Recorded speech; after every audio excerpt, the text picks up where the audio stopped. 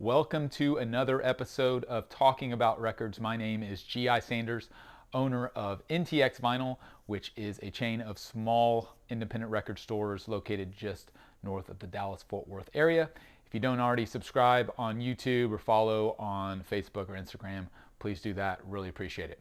Today's topic, the top 10 costly mistakes new vinyl record collectors make. So I almost didn't include the word costly in there, but the more I thought about it, not only could these mistakes cost you money, but they can also cost you time, cost you enjoyment. And then I also put the word new in there because I think the majority of these mistakes are made by new collectors or beginners.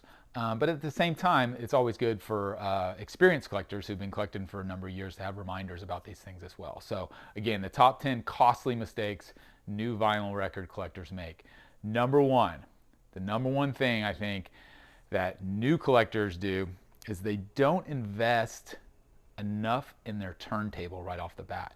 And what I mean by that is you don't got to go out and spend thousands of dollars or even hundreds of dollars. But I think as new collectors are getting into this hobby, there's a tendency to pick up a cheaper turntable. When I say cheap, I would define cheap as, probably $50 to $75, maybe $50 to $100, somewhere in that range. That's kind of the least amount of money you can spend to get a turntable that actually works, right? But a lot of people will pick up a $50 or $75 turntable. Maybe you're, grabbing it from Target or Walmart or picking it up on Amazon.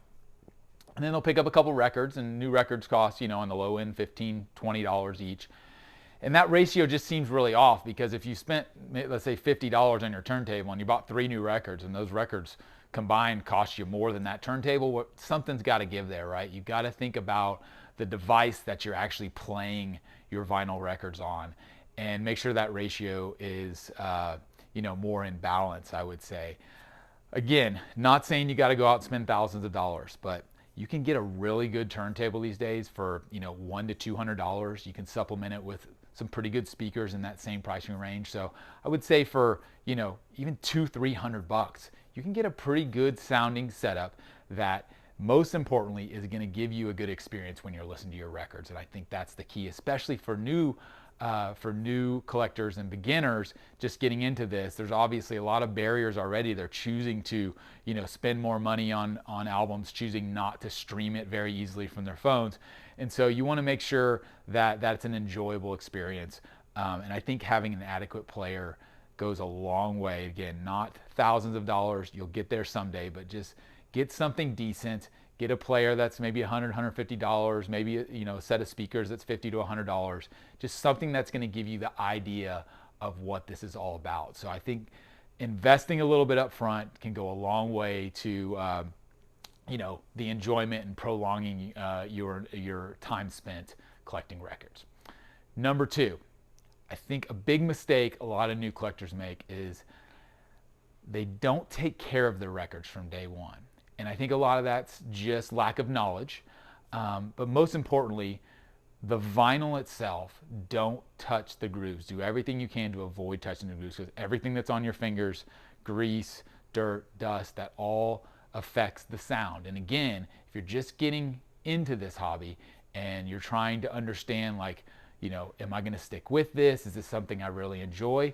The last thing you want is for it to be, an unenjoyable experience from a sound perspective. So maybe you did get that decent turntable, spent a little bit of money, but then, your hands are filthy. You're touching all of the records. You're not taking care of them. You're setting them down, on an unclean surface.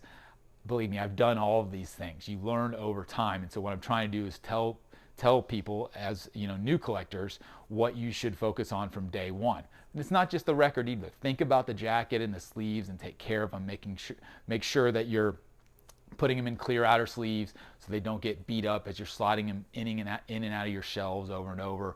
And if you're spending a lot of time with your records and you're pulling them in and out of your sleeve, in and out of the sleeves and on the turntable, back and forth again, as you're doing those things, just move slowly. Take your time. Don't take for granted that this is something that you spent your good money on, good hard-earned money on. You don't want to damage it, and it can be damaged really easily, even though they seem very durable, and they are. They can also be very fragile, especially as it impacts the sound. So do your best to take care of your records from day one, and you will absolutely thank me later. Number three, costly mistake. This is an interesting one. Don't just buy the greatest hits.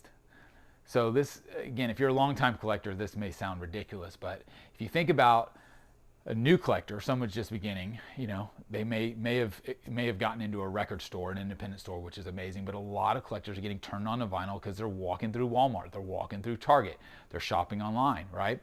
And a lot of what those retailers serve up are the top tier of albums that sell the best. And a lot of that is greatest hits. It's the Eagles' greatest hits. It's Bob Marley Legend. It's CCR Chronicles, right? All great albums. I own each of those as well as lots of other greatest hits. I'm not knocking it. But what I think you're missing if you're a new collector, if you're just getting the greatest hits, you're just hearing cherry-picked songs off of albums from those artists. And keep in mind that those albums that those artists made are incredibly deep and incredibly enjoyable all the way through, not just the one or two singles. And I think that's what a lot of new collectors miss, is they just go grab, the Beatles One compilation, or whatever, maybe Michael Jackson's One, or Elton John. Like, there's a lot of great compilation albums packaged as greatest hits, and those can be great spins, but just don't discount the fact that if you go a little deeper and you go and you actually seek out the actual albums, whether it's reissues or whether it's vintage, whatever it may be, there is a lot of gold in those albums, because the albums, at least from a vintage standpoint or from a kind of classic album standpoint, they were written as albums. They were written with that track list in mind. They were written, and those 10 or 12 or however many tracks were chosen specifically for that side A and that side B. It was an experience that the artist wanted you to go on that journey with them, right? And so I think that's where the greatest hits can fall down. And I think if you're only anchoring on those when you're starting out, you're shortchanging yourself a little bit, and you should just, again, go a little bit deeper, pick out some of the actual albums so you can enjoy those album tracks in addition to the singles that you might know. Number four. I just mentioned this a little bit with vintage and new. I think another thing a lot of new collectors do, which is a mistake, and I can't really fault them for it, but again, is they only buy new records when they start out. That's probably where their introduction is. Again, if you're going through a big box store, that's all they're going to have is new, sealed, pristine records. Nothing wrong with those. In a lot of cases, they're going to sound just fine, and they're super clean. And it's always cool to open up a brand new package and rip off the shrink wrap, right? But there is so much more. And if you can go to an independent record store in your town and actually dig through the used bins and get a feel for how much more is out there, and you're gonna actually get a lot more, in some cases, get a lot more value for your dollar, because you can go and buy a new copy of a reissue of a record that may cost you $15 or $20. And in a lot of cases, a vintage copy of that record from, let's say, the 70s or 80s might only cost you $5 or $10, right? So I think that's definitely a mistake new collectors can make, and it's mainly just because they don't know any better. They are not necessarily informed of the difference between a new record versus a vintage record. And a lot of times, they just go with what's easy, and with what's easy is what's on the shelf at the big box, or even if they walk into an independent record store and they're just not educated enough to make choices from the vintage or the used selection, so they just kind of gravitate towards the new stuff, again, because it's all sealed and new and they don't have to question the quality. So again, I think that education standpoint of how to buy new vinyl, how to buy used or vintage vinyl, is definitely a thing that you've got to learn over time, and that's probably another good video I should make. So number 5, speaking of vintage records, I think this is a great follow-up. I put it in this order. If you are going to buy vintage records or used records, secondhand records, doesn't matter if you're buying them from a record store, you get them at a garage sale, maybe they're passed down to you from a parent or a grandparent, that's all great. But the mistake is most new collectors don't clean them. They just take the records out and they pop them around on the turntable, dust all over it, maybe, grime, grease, whatever it may be from people touching them over the course of, 10, 20, 30 years, whatever it may be, or more. And then they're like, oh, this is so noisy. Like, it's so much crackle and static, and it just doesn't sound good. Well, you didn't clean it. I'm not saying you got to go spend $1,000 on an automated record cleaner. You can get a little bottle of spray and a nice cloth, and you can make a huge difference with those used records.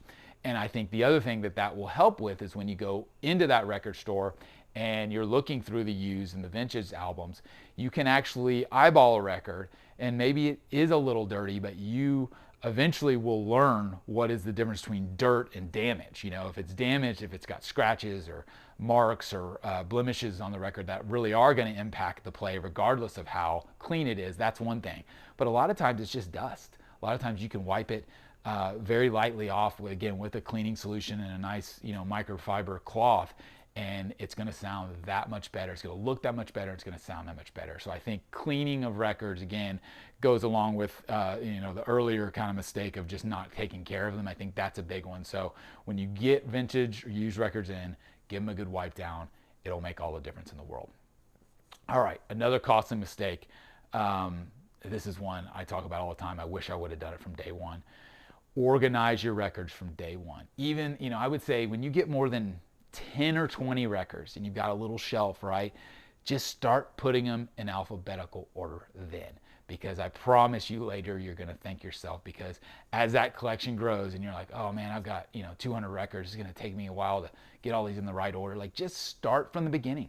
Just even when you got a real small collection, it's manageable. Just get them in the right order. If you're going to break them out by genre, that's great. But maybe at first they're just all in alphabetical order, and wait for that collection to build up to where it takes up a shelf or two. And then maybe you can break them out by genre. But put them in order from the beginning, whether you can do that alphabetical or by year. There's a lot of different ways you can organize your records. But I think that it creates a good habit, and it's going to keep you familiar with your collection, which is very important, especially when you go in to actually shop, to know what you have. And if you have things in order, it's going to be a lot easier for you to remember what you actually own, so you can make a smarter choice about what you actually want to buy in the future, right? The next costly mistake is directly related to that. So not only being mindful of what you own will help you, you know, then further your collection, but cataloging it so you have it with you at all times is critical. Highly recommend the Discogs app. I'll put the link in the video or put the link in the comments where it may be. Just Google Discogs. It's an amazing crowdsourced platform that you can use for free to catalog your collection. If you don't want to use Discogs, that's great. Use a spreadsheet. Use a Google Doc. Whatever it is, keep a list somewhere. Keep a, you know, running note on your phone. Whatever works for you. But keep a list, and as you acquire new albums, make sure to keep that list updated. Again, this is a mistake I made years ago where I was lazy about it. I didn't have things cataloged. My collection got huge, you know, at least at the time. It was over 1,000 records. I didn't have anything cataloged, and it took me months to get it all cataloged. And now I'm diligent about it. So whenever I buy a new record or I get a used record in, regardless of what it is, one of the first things I do once I decide if I'm keeping that record, I absolutely catalog it. For me, it's in Discogs. It's all in one place. It's searchable. It's sortable. It obviously helps you out in a lot of other ways. Discogs is a very useful tool. But again, that's just what I use. Use whatever works for you. Just make sure and keep a running list. Keep it organized. That way you understand what you own and you understand what you want to buy, and it'll help you as you walk into a record store or you go shopping online, because you'll have a much better idea of what you should go after. Because a lot of times it's hard to make a choice when you go into a record store, and most importantly, you don't want to buy a duplicate of an album you already have, and you know, that type of thing. So I think that's very important. All right, number 8, a mistake a lot of new collectors make is not putting enough value on the space that they're going to listen to a record. And I did a whole video about this, about you know, a couple ways to enhance your listening experience. And I think the space where you listen to records is critical. And I think that's a big mistake that a lot of new people make, is they buy a turntable. Maybe they got a great turntable for a couple $100 and got a few records, and they're ready to commit to this thing. But then they don't really have a place to sit. It's, you know, maybe it's in a room they don't actually enjoy hanging out in. It's like, you're setting yourself up to fail with this hobby, right? You need to actually think about, okay, where would I be able to sit and really focus and enjoy listening to music? You know, that's the space that you need. It's a comfortable chair, it's the right lighting, it's the right environment in general, and all of those things are going to play into your experience listening to a record. And If you can set that up properly, it can be a lot more enjoyable, and in the end, you're going to end up enjoying collecting records, listening to records a lot more if you have that dedicated space. So I can't preface that enough. Number 9 on the top 10 costly mistakes new vinyl record collectors make. Don't limit yourself to one genre or style. This one's tough. Records are expensive, you know. There are endless numbers of albums and artists that you probably like as a music fan. Most people don't just stick to a couple artists, right? But just think outside the box. I think that's the tip here. That's the mistake, is most people really anchor in on what they know they like, and they don't take a lot of chances. But I'd encourage you to take a few chances, especially outside of the genres you're used to. I think the best example of this is, you know, at least if I think about myself personally, for years and years, I never collected anything outside of kind of rock, maybe a little R&B and country. But as my collection has grown, as my tastes have grown, and my expertise in the hobby have grown, now I love finding a great jazz record, or a great blues record, or something that's instrumental, or maybe it's a great Christmas record, whatever it may be. Think outside the box. A lot of those types of records can be much more enjoyable listening to them, you know, on a turntable versus just streaming. And I don't stream a lot of jazz. Like, I stream music all the time. I don't stream a lot of jazz, but I do spin a lot of jazz, because it's just a different experience when you can drop the needle on it. It creates a different vibe. Again, it plays into that kind of space, that dedicated space that you have. And that's just a good example of, again, thinking outside the box and thinking about music a little different when it's on vinyl versus just like, oh, I never listen to that stuff, you know, otherwise, so why would I want the record? Well, and I guarantee you, it can change your mind when you get a great record and you put it on, whether it's vintage or new, whatever it is. Maybe it's not right in your wheelhouse, but it can open your eyes to it. And that's what's exciting about the hobby, is you can actually discover new music, new music within different genres.